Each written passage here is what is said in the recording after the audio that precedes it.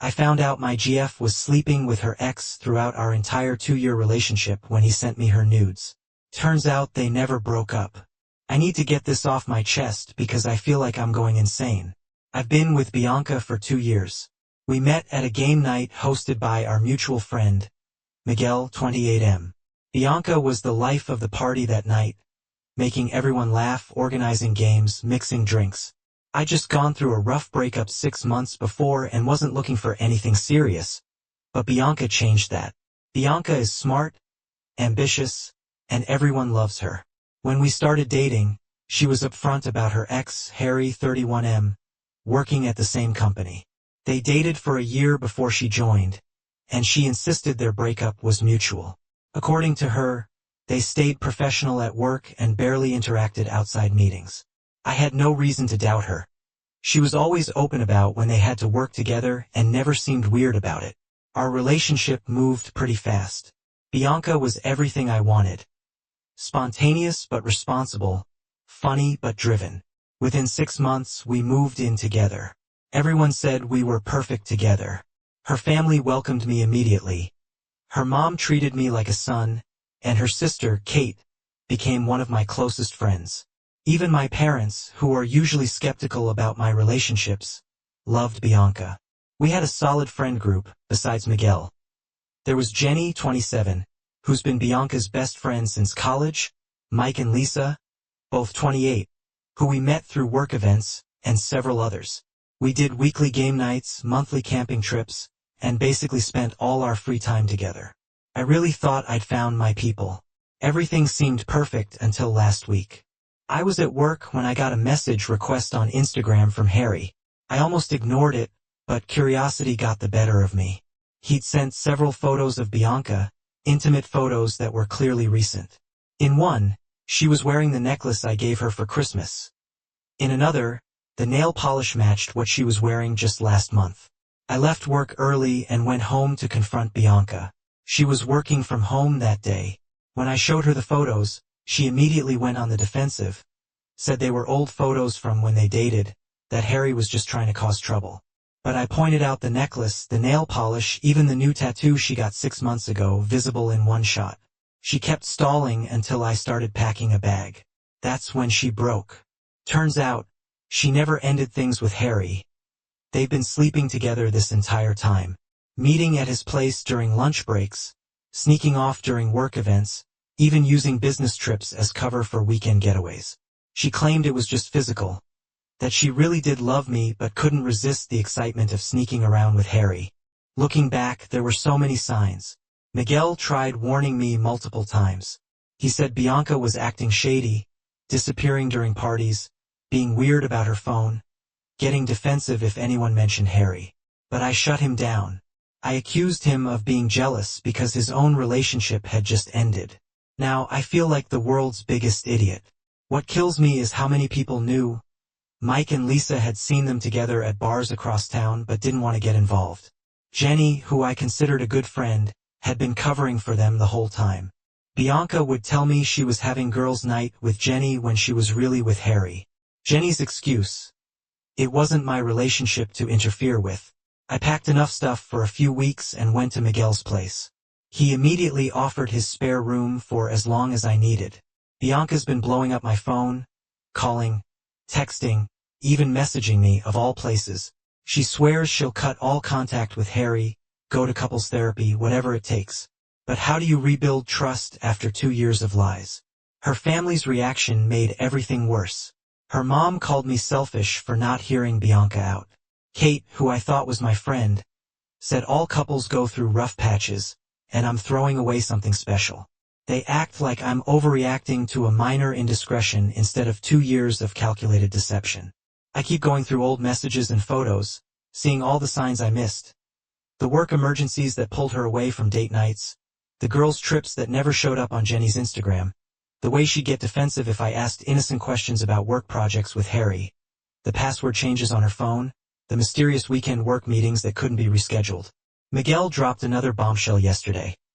Apparently, Harry has a girlfriend, Anna, 26 years old. They've been together for 8 months. She has no idea about Bianca. Miguel thinks I should tell her, He says she deserves to know what kind of man she's dating. He's probably right, but right now I can barely handle my own mess. I don't know what's next. The lease on our apartment is in both our names. Most of our friends are mutual, we even adopted a cat together. Don't worry, Tony's with me at Miguel's. No way, I'm leaving him with Bianca. I have to see her at group events, at the local bars we all go to, and probably even at work functions since our companies sometimes collaborate. The hardest part isn't even the cheating. It's realizing our entire relationship was fake. Every time she said she loved me, every future we planned, every moment I thought was special, was she thinking of him? Was I just convenient cover for their affair? A safe backup plan? The questions keep me up at night. I'm not looking for advice, really. I just needed to get this out. Maybe someone else will see the signs I missed. Wow, this blew up. Thanks for all the support. To answer some common questions. Yes, I have screenshots and proof saved. No, I haven't decided about telling Annie yet. And yes, Tony, the cat, is doing fine. He's currently hugging Miguel's couch. Update 1. First, thank you everyone for the support on my last post. The comments really helped me stay strong when Bianca's family was trying to guilt me into reconciliation. A lot has happened in the past 2 weeks, and none of it is good. I took your advice and reached out to Harry's girlfriend, Anna. We met at a coffee shop far from both our workplaces. I didn't want to risk Bianca or Harry showing up, and it was exactly what you expect, smart, pretty, successful. She's a pediatric nurse, and honestly seemed way too good for Harry. When I showed her the messages and photos, she just sat there quietly for a long time. Then she started laughing, not happy laughter, that horrible, broken kind that makes people stare. Turns out she wasn't surprised at all. She'd suspected something for months, but Harry had this way of twisting everything around. If she asked about late nights at work, he'd accuse her of being controlling. If she questioned work trips, he'd say she was insecure, classic gaslighting. But what Anna told me next made me throw up in the coffee shop bathroom. Bianca and Harry's relationship never actually ended. Ever. They've been together continuously for 4 years, through multiple relationships. I was just the latest cover story. Anna had proof, years of messages, hotel receipts, photos. They had a whole system worked out. She showed me emails going back years, fake work meeting schedules to match their hookup times, business trips that were actually weekend getaways. They even had a shared cloud folder full of their encounters that Anna found on Harry's laptop when she was looking for a recipe he'd promised to send me. I thought I'd hit rock bottom before, but this was worse. Every memory of the past 2 years just got rewritten. Those nights Bianca worked late, she was with him. The work conference in Miami last year they turned into a romantic getaway. She even skipped my sister's wedding, claiming food poisoning, when she was actually with Harry at a beach resort after meeting Anna. I went to confront Jenny. I needed answers from someone I used to trust, and she cracked pretty quickly. The guilt had been eating at her. Bianca didn't just use Jenny's apartment for meetups. She'd been confiding in Jenny the whole time. Jenny showed me texts where Bianca bragged about fooling me, called me naive for trusting her so completely, and even joked about how she'd never have to work late again because I believed everything she said. Some of the texts made me physically sick. He actually bought that I had another work emergency. Lol. Harry is so much better in bed, but my name pays half the rent, so sometimes I feel bad. But honestly, it's his fault for being so trusting. Jenny's excuse for keeping quiet was that Bianca had been her friend since college. She claimed she'd end things with Harry soon. I didn't want to ruin our friendship, but when I asked about our friendship, she just looked away. That told me everything I needed to know. The next day, I went to Bianca's office to return her house keys. That's when I found out someone, probably Anna, had emailed their HR department with proof they'd been using company time and resources for their affair. Both Bianca and Harry got fired on the spot. Company policy about workplace relationships is strict, and they'd violated every rule in the book. Bianca showed up at Miguel's place that night, completely hysterical. She said I'd ruined her life by exposing everything. She lost her job, her friends were ghosting her, and Harry was blaming her for everything. I just stood there while she screamed about how this was all my fault. Miguel finally had to threaten to call the police to get her to leave.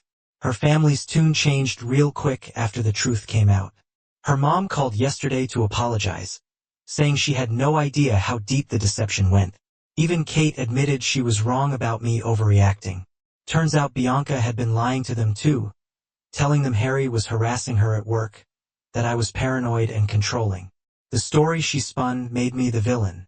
The worst part, finding out about all the little moments that meant nothing to her, has been devastating.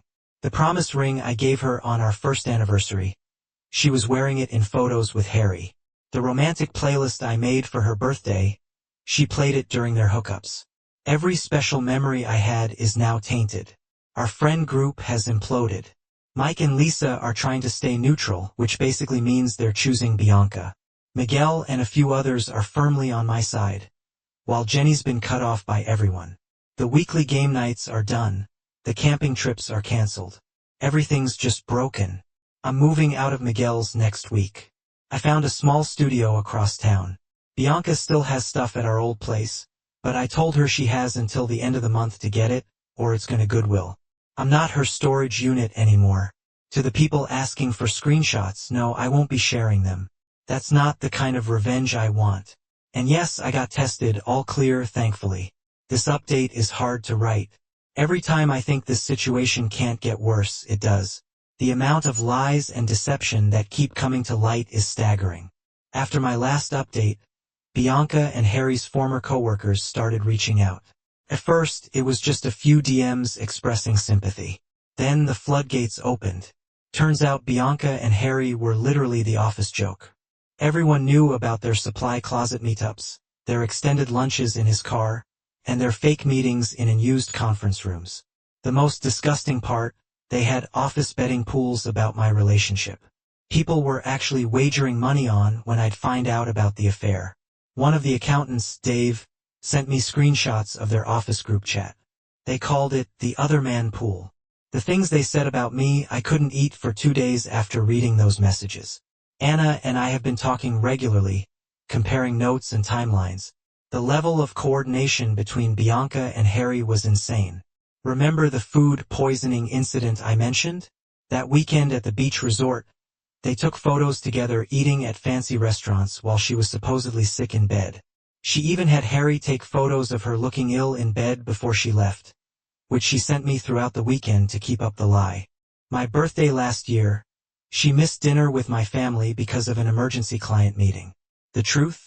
She was meeting Harry's parents. They knew about me too, apparently. Bianca had told them I was just some guy she was seeing casually, that Harry was the one she really loved. They even helped cover for them sometimes. But the worst revelation came from Miguel. He finally told me everything, 6 months into my relationship with Bianca. He caught them together at a bar across town. They were all over each other, definitely not acting like just coworkers. When he confronted Bianca, she broke down crying, said it was a one-time mistake that she'd been drinking and regretted it immediately. She swore she was ending things with Harry for good. Miguel felt trapped. Bianca threatened that if he told me, she'd tell everyone he had tried to sexually harass her at the game night where we met. She knew about his recent breakup and job troubles and said no one would believe his word over hers. He's been carrying that guilt for a year and a half. I've started the process of selling our apartment. I can't stand being there anymore. Last week, I was packing up the bedroom and found a burner phone taped under Bianca's bedside table. There were messages between them going back months. They weren't just using our bed when I was away. They were hooking up there while I was at work. I threw up right there on the bedroom floor. The final straw came yesterday. I ran into Harry at the grocery store. He had the nerve to approach me and said he wanted to apologize. Said he never meant for me to find out this way. As if there's a good way to find out your girlfriend of 2 years has been sleeping with her ex the entire time. I lost it and decked him right there in the produce section. Not my proudest moment, but watching him fall into the Apple display was oddly satisfying. Security asked us both to leave, but it was worth it. Bianca's stuff is in storage now. She has until the end of the month to get it before I donate everything. She tried coming by the apartment while I was packing, but I had already changed the locks. She stood outside yelling for an hour about how I was being cruel, how I owe her the chance to explain. The neighbors called the cops. Watching her try to explain to the officers why she was harassing her ex at 11 p.m. was almost entertaining. The apartment goes on the market next week. I'm taking a loss on the sale, but I don't care. I just went out. Every room holds memories I want to forget. The kitchen where she cooked dinner while texting him. The living room where we watched movies while she was messaging him under the blanket. The balcony where I proposed future plans while she was probably planning her next meetup with him. Anna's been amazing through all this. We've become good friends. Turns out shared trauma is quite the bonding experience. She's already dating someone new, which gives me hope. Maybe someday this won't hurt so much. For now, I'm focusing on work and healing. Tony's still living his best life at Miguel's place. He's even made friends with Miguel's dog, which I never thought would happen. Funny how animals can adapt better than humans sometimes. I'll post another update if anything significant happens, but hopefully, this chapter of my life is almost over. Thanks for all the awards and support. And no, I won't press charges against Harry over the grocery store incident. Some things are better left in the produce aisle. Update 3. Final update, and honestly, I never thought I'd be writing this one with a smile on my face. Life has a weird way of working things out. The biggest news first. I moved to Seattle. My company offered me a transfer with a promotion, and I jumped at the chance. Miguel actually helped me find an apartment here. Turns out his cousin works in real estate in the area. It's a fresh start, away from all the memories and drama. The apartment sold quickly, thankfully. I took a small loss, but my mental health was worth more than the money. Bianca's stuff, she never came to get it from storage. I donated most of it to a women's shelter and sold the expensive items, then donated that money too. Felt good, turning her lies into something positive. Now, for the karma part, Bianca moved in with Harry after the apartment sale. She was practically bragging about it on social media, posting about how sometimes you have to lose everything to find your true path and other inspirational nonsense. Well, guess what? Last week, Anna forwarded me some interesting messages. Bianca caught Harry sleeping with their new coworker at his marketing job. Apparently, he's been doing it for months, since before Bianca even moved in. The irony? Bianca found out the same way I did, through photos sent to her phone. She's been trying to contact me nonstop since then, calling from different numbers, sending emails, even tried to reach me. Again, her messages are all about how she made the biggest mistake of her life and finally understands my pain. I haven't responded to any of them. Jenny reached out too, sent me a long email about how watching Bianca lose everything made her realize what a toxic friend she'd been. She's in therapy now, working on her issues with codependency. Good for her, I guess, but I'm not interested in reviving that friendship. Some betrayals you don't come back from. The mutual friends who knew and stayed quiet, most of them tried to apologize once the full story came out. Mike and Lisa sent a particularly long message about how they should have told me what they saw. I replied with a simple thumbs up and blocked them. Miguel says I'm petty. He's not wrong. Speaking of Miguel, he's actually moving to Seattle too, in a few months. He got a job offer here that he couldn't refuse, and yes, he's bringing Tony with him. They've become inseparable. I never thought my cat would choose my best friend over me, but I can't blame him. Miguel's place has better windows for sunbathing. Anna and I still talk regularly. She's engaged to that guy she started dating. Turns out, sometimes good things can come from bad situations. She's actually the one who encouraged me to start dating again. I had my first date last week with someone from work. It was nice, but I'm not rushing into anything. The most unexpected development. Harry's parents reached out to apologize. They sent a long letter explaining how ashamed they were for their part in the deception. Apparently, they've cut contact with Harry too, after finding out he did the same thing to Anna and now to Bianca. Karma really is making its rounds. Sometimes I still have moments where it all hits me again, but they're getting rarer. The other day, I realized I hadn't thought about Bianca all week. Progress, I guess.